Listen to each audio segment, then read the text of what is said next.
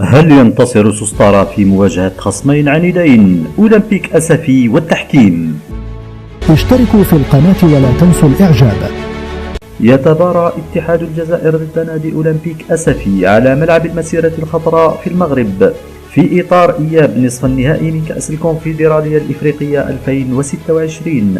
ويسعى اتحاد الجزائر إلى تدارك نتيجة الذهاب بعدما تعادل على أرضه بدون أهداف وخطف التأهل إلى النهائي، فيما يلعب أسفي بأفضلية بسيطة بالنظر لنتيجة الذهاب واللعب على أرضه وأمام أنصاره.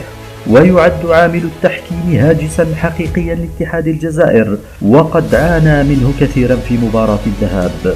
ولو افترضنا نزاهة التحكيم في لقاء الإياب فإني أتوقع فوز اتحاد الجزائر وتأهله إلى النهائي. فما هو رأيك وتوقعك عزيزي المشاهد؟